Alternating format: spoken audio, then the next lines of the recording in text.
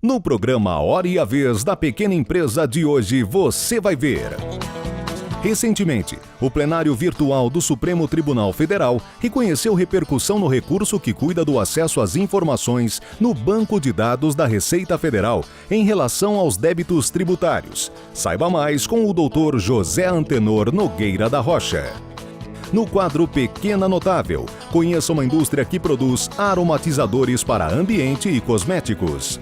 O fim de ano está cada vez mais próximo e com ele vem o 13º salário dos seus funcionários. Acompanhe mais detalhes com o Dr. Piraci de Oliveira. E ainda, confira uma entrevista com o presidente da Associação Brasileira de Comércio Eletrônico, Maurício Salvador.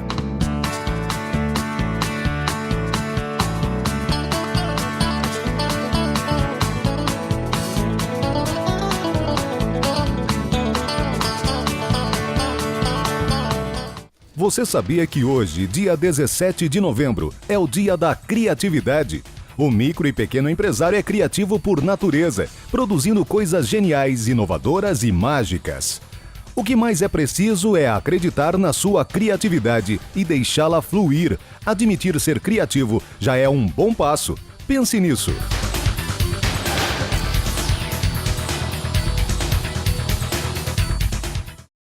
Recentemente, o plenário virtual do Supremo Tribunal Federal reconheceu repercussão no recurso que cuida do acesso às informações no Banco de Dados da Receita Federal em relação aos débitos tributários. Saiba mais com o Dr. José Antenor Nogueira da Rocha.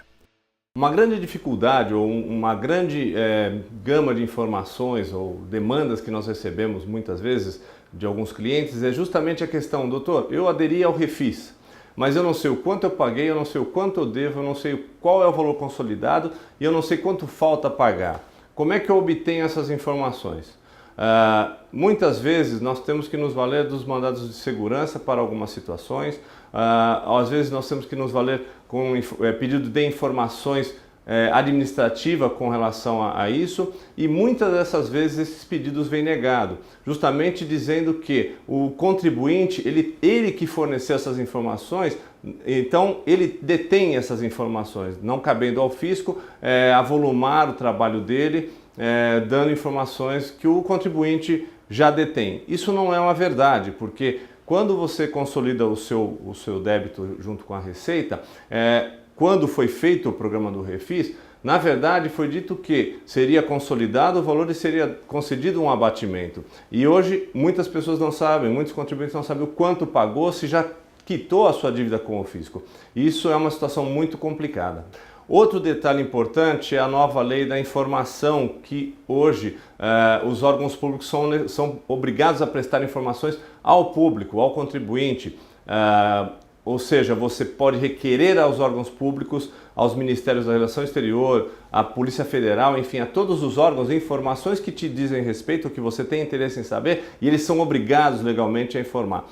Não há nenhum motivo, não há nenhuma razão do fisco negar essas informações aos contribuintes. Por quê?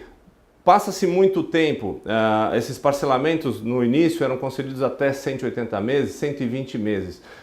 Muitas empresas, elas trocam de donos, ou muitas empresas, elas têm as pessoas responsáveis por determinados setores, elas vão mudando de emprego, vão saindo, vão entrando novas pessoas. E obviamente se perde de alguma maneira essas informações. Então não é justo que o fisco negue aos contribuintes esse direito à informação. Espero que o STF, nesse aspecto, nesse particular, decida em favor do contribuinte, porque o mínimo que o contribuinte tem direito é a informação. Isso não pode ser negado a ele. As micro e pequenas empresas já são 7 milhões em todo o Brasil e representam 22% do PIB nacional. 60% da mão de obra com carteira assinada trabalham em micro e pequenas. Por tudo isso, a Secretaria Especial para este setor é tão importante para o Brasil, para a nossa indústria, para o fortalecimento do mercado interno e para o aumento da nossa competitividade. Secretaria Especial da Micro e Pequena Empresa. O SIMP defende essa iniciativa. Apoie você também. E daqui a pouco não perca tudo sobre 13º salário. Dr. Piraci de Oliveira esclarece todas as dúvidas. Não perca!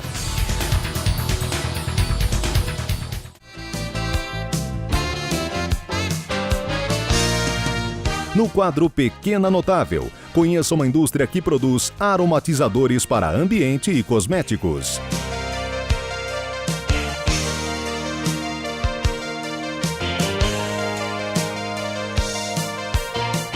Hoje, a Aromas e Companhia fabrica mais de 350 itens diferentes. Na linha de ambiência, aromatizantes no geral, difusores, sachês aromáticos, toda a linha para perfumar sua casa. Com o passar do tempo, houve a necessidade de inovar. Para isso, a empresa investiu na fabricação de aromatizadores e difusores de odor. Hoje a empresa é reconhecida e distribui seus produtos em todo o Brasil. Começamos com um sachê de tecido, que hoje é o nosso carro-chefe. Nós somos os únicos no Brasil que fazemos o sachê de tecido com essa tecnologia, que dura até 6 meses sem alteração do aroma. Depois entramos na linha de cosmética, na linha de ambiência, isso é aromatizantes, difusores, toda a linha de limpeza, produtos de limpeza para a sua casa aromatizados e que permanecem, mantêm o aroma da sua casa, a sua casa cheirosa o tempo inteiro.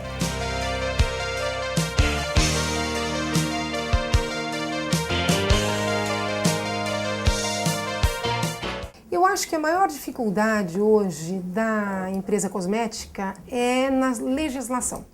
A legislação ainda é um pouco confusa e uma empresa hoje, para dar início às suas atividades, ela precisa ser montada primeiramente. O espaço físico nós estamos falando.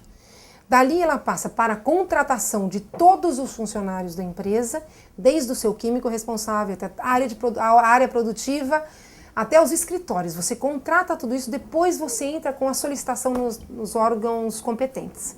Então isso tudo demanda muito dinheiro, tempo e é muito dispendioso.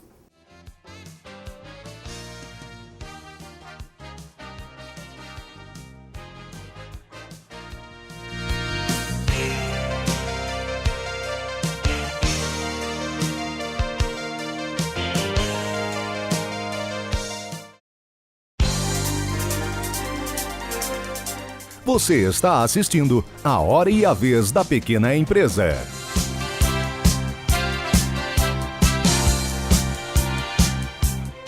Olá! No programa de hoje falaremos sobre o 13º salário e suas principais dúvidas, especialmente pelo momento que estamos vivendo. Em relação ao fundo de garantia, há a normal tributação desse encargo pelo 13º, tanto no seu adiantamento quanto no complemento. Recente norma da Secretaria da Inspeção do Trabalho, 99/2012, tratou dessa fiscalização, dessa regulamentação. Não há pagamento de salário família quando do pagamento do 13º.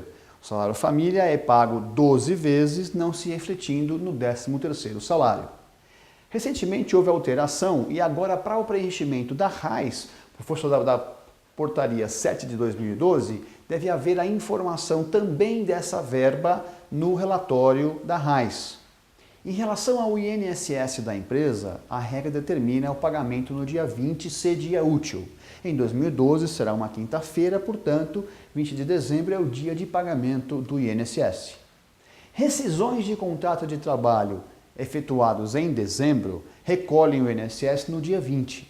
Se a rescisão for posterior a esta, então há o pagamento em janeiro. Mantém-se a regra de fatos geradores conhecidos até 20 de dezembro incluírem-se nessa folha e depois em janeiro. Mesma aplicação se dá ao eventual salário variável. As pessoas que recebem salário variável devem apurar a sua quantificação, a mais-valia, até 20 de dezembro e inserir nesta folha. A variação positiva ocorrida depois de 20 de dezembro é inserida no cálculo do INSS pago em 20 de janeiro. No cálculo do empregado, a base de cálculo é o valor bruto e o momento do pagamento ou crédito da última parcela, com base no artigo 214. Não há tributação no adiantamento. Essa é a única diferença em relação à tributação da empresa e do empregado. Quanto ao imposto de renda retido na fonte, há regras próprias para essa tributação. Ele é tratado exclusivamente na fonte e é calculado em separado, com base na tabela progressiva. Na declaração de imposto de renda da pessoa física, O imposto de renda lançado no 13º não é compensável com as demais verbas. Antecipação de 13º salário não traz qualquer reflexo fiscal ou previdenciário para a empresa. O valor antecipado é contabilizado como ativo circulante e o fundo de garantia deve ser provisionado e pago no mês seguinte à antecipação. Antecipar 13º é fato gerador do fundo de garantia por parte da empresa. O empregado tem direito de receber 50% do 13º nas férias anuais, antecipadamente. A regra para que isso aconteça é o requerimento em janeiro do ano corrente. Se não houver esse requerimento, passa a ser algo por mera liberalidade do empregador.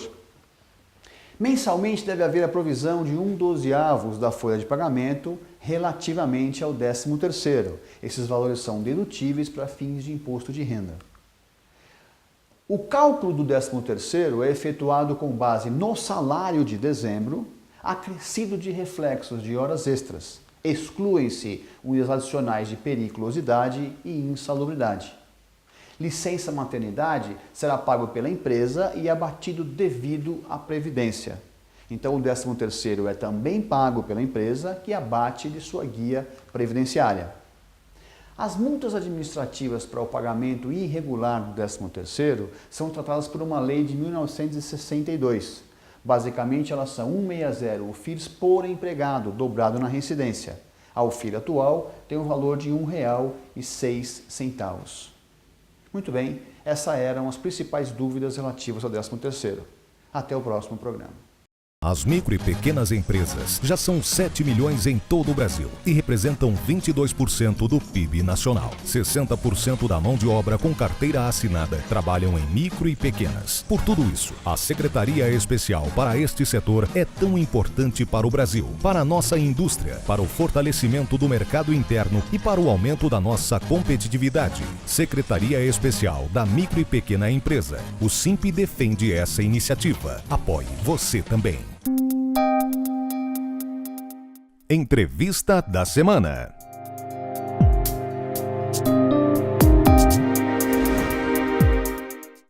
O nosso convidado de hoje é Maurício Salvador. Ele é empresário e é presidente da ABECOM. É um prazer tê-lo conosco. Obrigado pelo convite, Curi.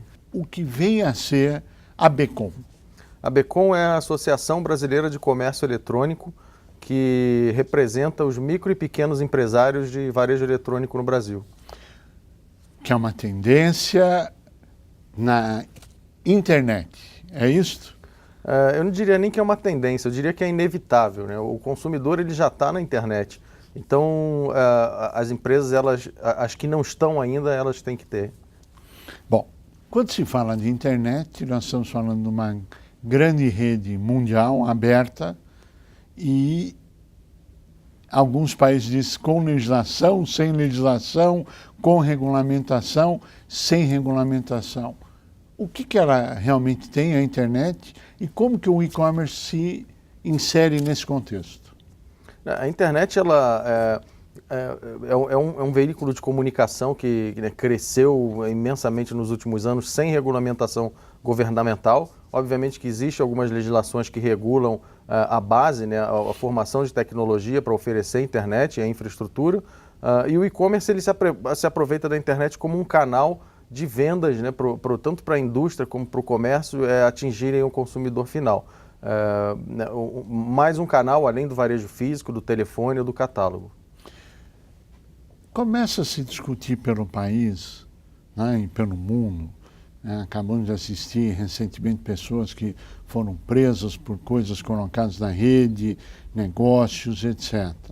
Qual a sua avaliação da tendência do e-commerce, levando em conta esse cenário, e os principais desafios? Claro que o canal ele pode ser usado para o bem ou para o mal, né? Então, o fato da internet ela manter as pessoas no anonimato, você consegue se relacionar e se comunicar anonimamente, né? Você consegue se passar por outras pessoas e até por outras empresas. Isso vem causando alguns problemas de fraudes na internet, né, que hoje já conseguem ser identificados e rastreados pela Polícia Federal, né, ou por outras polícias. Então, o comércio eletrônico ele tem alguns problemas sim desse tipo de fraudadores que se passam por empresas e lesam consumidores, e do outro lado também de consumidores que lesam empresas, né, que não reconhecem compras, que usam cartões clonados. Então esse tipo de fraude ele tende a ser mais comum na internet por não ser um cara a cara. Bem, mas como você acabou de dizer, é um processo inevitável e claro que dentro de tudo aquilo que é inevitável, tenta-se evitar toda a parte ruim para sobrar só a parte boa. Me parece que uma das preocupações da ABECOM é poder influir ou ser ouvido pelos poderes instituídos para contribuir na criação de uma regulamentação ou legislação, não sei o que você vai falar a respeito. O que é? Exatamente. A ABECOM ela tem duas bandeiras hoje. Uma dessas bandeiras é a criação de políticas públicas, ou o acompanhamento da criação dessas políticas públicas para o comércio eletrônico. O que vem sendo usado hoje é toda a legislação criada para o meio físico, o Código de Defesa do Consumidor, as legislações fiscais, tributárias, elas não consideram a existência da internet, até porque quando foram criadas não existia a internet. Então o que a gente quer é orientar os governos, né, orientar as prefeituras, o governo federal e estadual, em como nortear a criação dessas políticas públicas a partir do momento que eles escutem o setor, né, escutem os empresários. E a segunda bandeira é da capacitação. A gente falou da questão de fraude. A fraude ela é inevitável no comércio eletrônico. O empresário ele tem que conviver com fraude. O que ele precisa fazer é administrar esse volume de fraude para que ele consiga fechar a conta no final do mês e conviver com aquilo. E a ABECOM, no momento em que levanta uma bandeira de capacitação, de dar conhecimento, mostrar as ferramentas, ensinar os caminhos para o empresário, ele consegue reduzir e controlar o volume de fraude. É indiscutível quando se fala em legislação, quando se fala na regulamentação disso, é um papel de logística, porque só o e-commerce, você comprou, você vendeu, mas a mercadoria tem que chegar a algum lugar. Qual é a preocupação da ABECOM nesse sentido? Você tocou num ponto muito importante agora, que é a questão da logística e operacional, que é o que a gente fala que é a cozinha do e-commerce. A gente pensa muito em internet, é só no site, em ter uma loja, né, e fazer anúncios na internet e esse é o e-commerce. Quando na verdade existe toda uma parte operacional por trás, né, que envolve a embalagem, processamento, emissão de nota e expedição e transporte e entrega. Essa questão de logística no Brasil ela vem sendo tratada com bastante atenção pela ABECOM. O governo federal já está sensibilizado, foi lançado um pacote de logística recentemente. O único problema é que esse pacote que o governo federal lançou de melhoria logística no Brasil não inclui as entregas fracionadas, né, que é a entrega porta a porta, são aqueles pequenos pacotes. Isso vem sido feito até agora, né, com o monopólio dos Correios, em algumas principais capitais e grandes centros urbanos, transportadoras privadas, mas o crescimento do mercado, o crescimento do comércio eletrônico em volume de pedidos, ele está sendo muito acima do que o crescimento dessas empresas consegue atender. Então a gente precisa olhar com cuidado para não ter um apagão logístico no Brasil. A preocupação da ABECOM em criar metodologias para facilitar a logística da entrega, a entrega propriamente dita, ou a finalidade é acabar com o monopólio do correio? Não, a gente não pretende acabar com o monopólio. A ABECOM, né, como eu falei, são duas bandeiras, políticas públicas e capacitação. O que a gente puder ajudar o governo na questão das políticas públicas, através de pesquisas que identifiquem gargalos e sugiram melhorias, a gente vai tentar ajudar. E do outro lado de capacitação, né, tentar formar mão de obra para poder trabalhar nessas empresas de logística. Existe alguma pesquisa no forno que vai sair em breve ou daqui a médio ou longo prazo? Qual a estratégia de vocês nesse sentido? Sim, a gente está fazendo um estudo para justamente identificar esses problemas, identificar onde estão os gargalos. A gente está escutando as lojas, a gente está escutando também os operadores logísticos, para poder tabular tudo isso, fazer uma análise e levar para o governo as sugestões de solução. Quer dizer, sugestões preventivas para evitar maiores gargalos. Exatamente. Essa é a finalidade. Exatamente. Muito bem. Qual a evolução que você acredita que deve ocorrer nos últimos anos, né, que ocorreu, e o que você pode projetar para frente? O comércio eletrônico no Brasil ele vem crescendo em taxas de 30% nos últimos 5 anos. O consumidor brasileiro ele já tem ele já se sente seguro o suficiente para comprar na internet, por exemplo, categorias como perfumes e roupas, né? Que até alguns anos atrás ninguém imaginava que fosse comprar um perfume pela internet sem sentir o cheiro. E hoje essa já é a segunda categoria mais vendida aqui no Brasil. O volume esse ano deve fechar em 25 bilhões de reais de faturamento. Isso é um crescimento de 25% em relação ao ano passado. E esse crescimento tende a se manter para o próximo ano. Ano que vem, 2013, a gente deve fechar na casa dos 30 bilhões. Isso dá mais ou menos 45 milhões de brasileiros comprando pela internet, que representa quase a metade da população de internautas brasileiros, que é uma penetração que poucos países no mundo têm em número de e-consumidores dentro de internautas. E a gente sabe que uma grande e forte tendência é a questão do mobile, né? Das compras via dispositivos móveis, celulares, smartphones e tablets. E a gente acredita que essa vai ser a bola da vez no ano que vem. E como é que se controla um mobile? Como é que um operador logístico, só como curiosidade, né, porque será a grande tendência, você está andando com o seu mobile, você emite um pedido para alguém, você dá o endereço, como é que esse empresário, eu sei que é uma dica do seu curso que você deve ter, né? Mas é graciosa aqui no programa, como é que o empresário consegue se prevenir contra essa fraude, se for um caso de fraude, eventualmente? Você diz no caso do consumidor usando um mobile, Isso. fazer uma compra. Ele tem vários pequenas variáveis que ele tem que observar no momento em que o pedido chega para ele, né? Por exemplo, ele faz o cruzamento do número do cartão com o endereço, se o endereço de compra é diferente do endereço de entrega, se a pessoa que está comprando ela usa um e-mail gratuito, por exemplo, ou se ela usa um e-mail corporativo ou um provedor pago. Então, tem formas de se identificar, formas profissionais. Isso, há variáveis que você vai pontuando a possibilidade daquilo ser uma fraude. Qual o principal tabu para o crescimento do e-commerce na sua avaliação?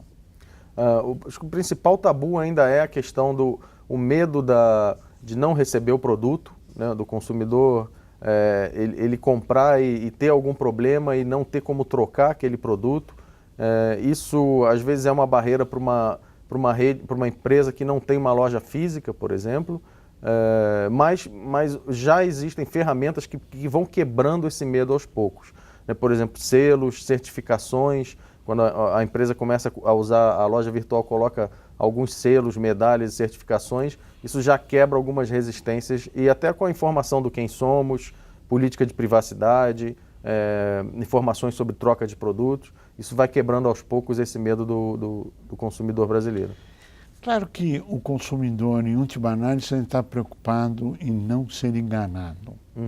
Mas claro que a finalidade do e-commerce é para as pessoas de boa fé, para as pessoas bem intencionadas e não a excepcionalidade. Agora, é excepcionalidade mesmo o número de fraudes em compras? Você que é o representante da área, quanto que isso representa? Pinta-se isso de uma maneira mais feia do que ela realmente é, né? Obviamente que há gangues especializadas em fraudes digitais aqui no Brasil, e são gangues mesmo, são profissionais que trabalham no ar-condicionado, não são aqueles bandidos que trabalham de chinelo na rua. São gangues especializadas nesse tipo de fraude. Mas já existem ferramentas que se combatem os fraudadores assim, de uma maneira muito forte. e tudo uma questão de capacitação. A partir do momento que o empresário que vende online, ele conhece essas ferramentas e sabe usá-las, ele já elimina aí a possibilidade de fraude em 99,8%. Nós chegamos ao final do nosso tempo, mas tem uma pergunta aqui que não quer calar. Quem está nos assistindo e eventualmente queira fazer um curso para aprender essas técnicas, a aprender como se defender e como não ser enganado, quem que ele procura? Onde ele procura e se a ABECOM tem algum atendimento nesse sentido? Tem. No site da ABECOM a gente tem alguns cursos que são homologados e reconhecidos e tem certificados, né? Então no site www.abecom.com.br ou no site comércioeletrônico.org.br ele acha indicações de curso. Suas considerações finais, que o nosso tempo acabou, por favor. Bom, gostaria de agradecer pelo convite aqui. É sempre importante, né, para a ABECOM ter esse espaço para poder, né, falar abertamente sobre o comércio eletrônico e sobre o nosso trabalho. Maurício Salvador, nós queremos agradecer muito a sua participação e a você que esteve conosco. Nosso mais profundo agradecimento, com a certeza que estaremos juntos na semana que vem. Até lá!